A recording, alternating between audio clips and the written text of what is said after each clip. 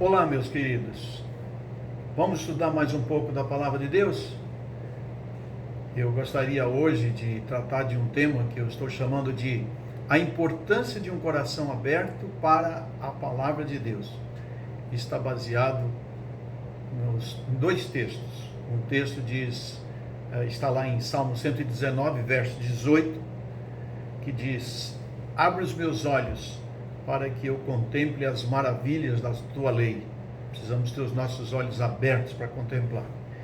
E toda a matéria está mais baseada no Evangelho de Marcos, no seu capítulo 2, verso 1, e todo o capítulo 2, estendendo até o verso 6 do capítulo 3, ou seja, Marcos 2, 1 até capítulo 3, verso 6.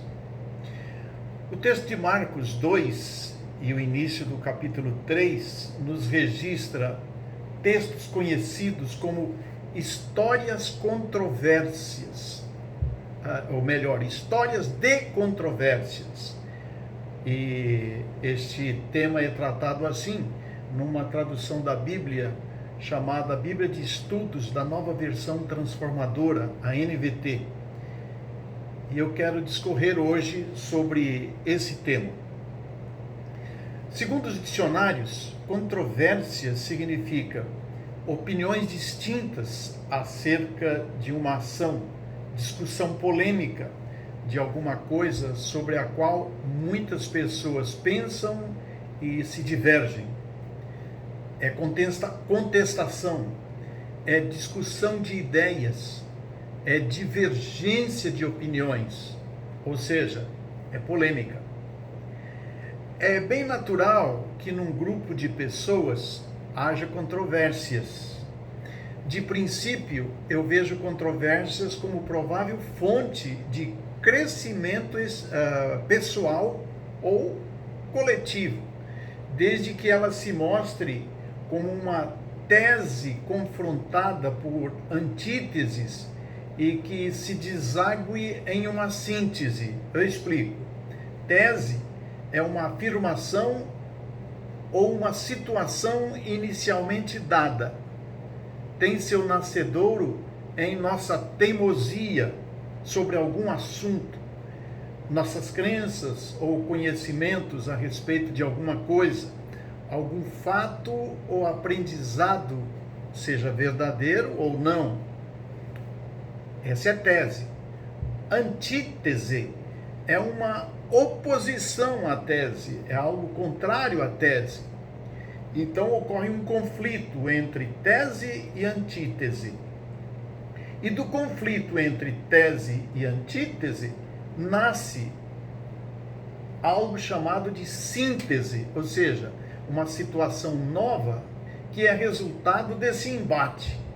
E nós podemos falar que é uma conclusão onde a síntese, o resultado final, pode se tornar, e normalmente torna-se, em uma nova tese, ensejando o processo que é chamado na filosofia de processo dialético ou a dialética. Hipótese, antítese, tese que volta a ser hipótese, por aí vai. Esse é a dialética. Quando a antítese é positiva ou tem consenso do grupo, esta é chamada de acordo. Eu volto. Quando a síntese é positiva ou tem o consenso do grupo, esta é chamada de acordo. A síntese, o resultado. E o contrário de controvérsia é acordo. O parágrafo compreendido entre Marcos 2:1 e 3:6 se constitui numa coletânea de controvérsias cultivadas por mestres da lei judaica e fariseus, no que dizia respeito às ações de Jesus, quando comparadas ao texto da lei e dos profetas, segundo a visão daqueles mestres e fariseus. A forma como eles interpretavam a lei e os profetas não coadunava com a forma como Jesus via esta mesma lei e estes profetas. Eles não viam concordância com a lei nas obras de Jesus. Resultado, por serem extremamente religiosos e tapados, o resultado era o desejo deles em desaparecer com Jesus, porque ele não falava a língua deles. Na verdade, Jesus era remendo novo, que roupas velhas não suportaria, ou vinho novo que arrebentaria odres velhos. Marcos capítulo 2, versos 21 e 22. Roupas velhas e odres velhos eram aqueles mestres da lei e fariseus. Jesus era boas novas. Mesmo hoje, as boas novas do Evangelho encontram dificuldades de serem aceitas porque as pessoas se negam a abrir seus corações, suas mentes para, desprovidas de conceitos antecipados, poderem sondar o que Jesus diz, analisarem, permitirem ver fatos novos que venham promover mudanças positivas. Vejamos o que incomodava aqueles mestres. Primeiro, Jesus curando um paralítico e perdoando seus pecados. Este perdão é que foi a causa da controvérsia, porque eles diziam, só Deus pode perdoar pecado. Marcos 2, versos 6 e 7.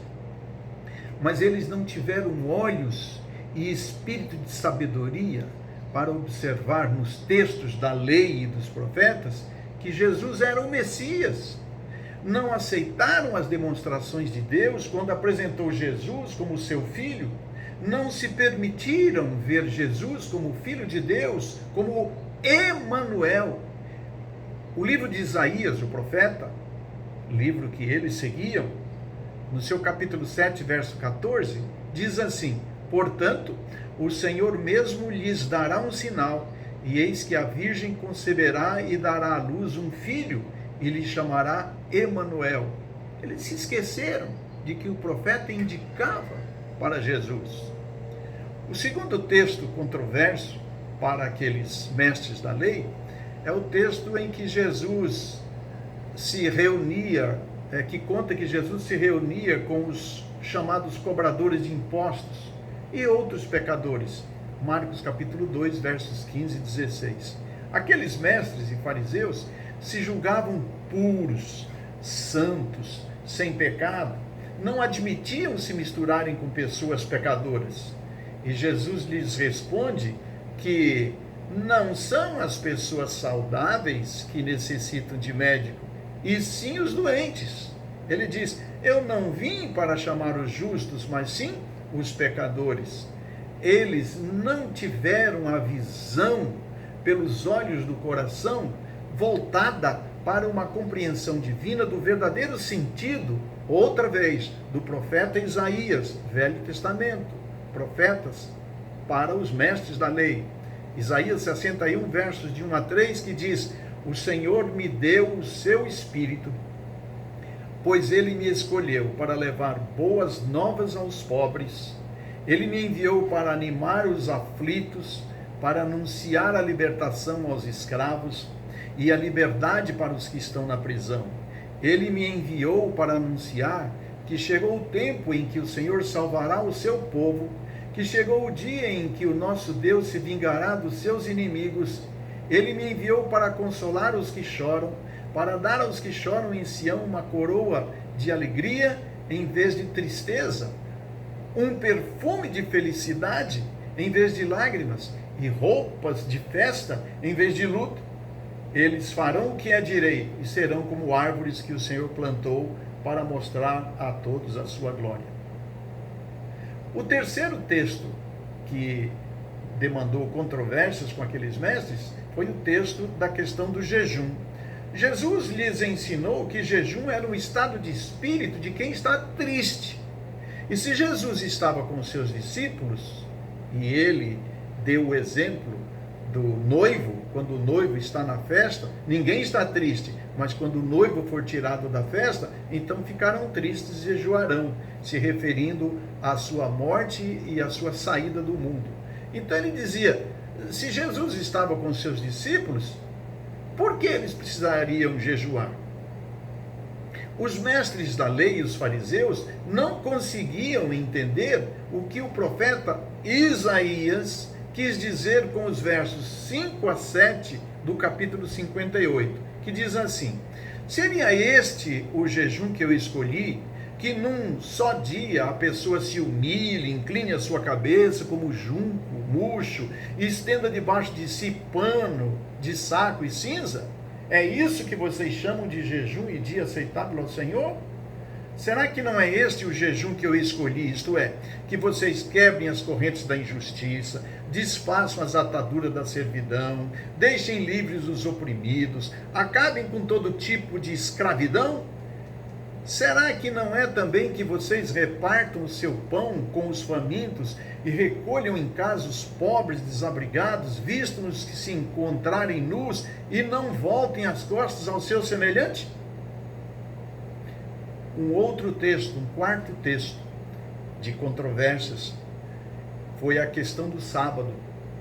Eles eram rígidos quanto à questão do sábado.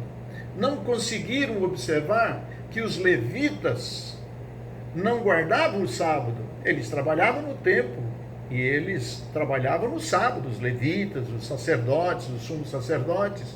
Bem como não se lembraram de como Davi e seus homens agiram num dia de sábado e o sumo sacerdote lhe deu o pão sagrado para matarem sua fome. Este assunto nós vamos encontrar em primeiro livro de Samuel, capítulo 21, versos de 1 a 6. E Jesus teve que lhes dizer: olha, o sábado foi feito ou estabelecido por causa do homem, ou para o bem do homem, e não o homem feito por causa do sábado. Assim, o Filho do Homem é Senhor também do sábado. E isso deixava os mestres, os fariseus, muito bravos, muito ferozes, muito desencontrados, com raiva e com inveja de Jesus. E por fim, o último texto, que está já no capítulo 3, que vai falar da cura no sábado, que segue o mesmo princípio do uso do sábado para fazer o bem e não como um mero pretexto de nada se fazer porque é pecado. Jesus curou o homem da mão deformada, da mão aleijada ou ressequida, depende da tradução, naquele sábado. Mas os fariseus estavam cheios de inveja de Jesus e o que fizeram? Procuravam matá-lo. Por que eles eram tão controvertidos? Por que não iam buscar na palavra possível explicação para o que Jesus fazia? Não queriam dar o braço a torcer. O que queriam era perseguir Jesus. E assim o fizeram até que o levaram à morte. Meus queridos, ter dúvidas pode ser salutar até, mas estas precisam ser resolvidas.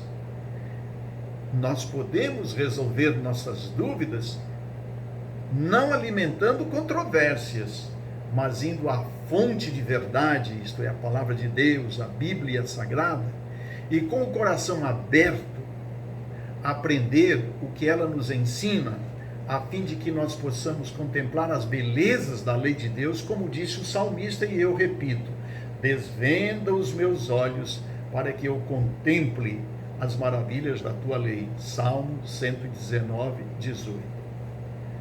Ter esse espírito de concordância é ser tecido novo para receber, se necessário, remendo novo, isto é, correções, ou barris ou odres novos para receber vinho novo, ou seja, novos aprendizados que vêm da verdade, mas sem controvérsias e sim concordância. Eu encerro com uma frase de Martin Luther King Jr., que disse: a verdadeira medida de um homem não se vê na forma como se comporta em momentos de confronto e conveniência, mas em como se mantém em tempos de controvérsia e desafio. Deus lhes abençoe.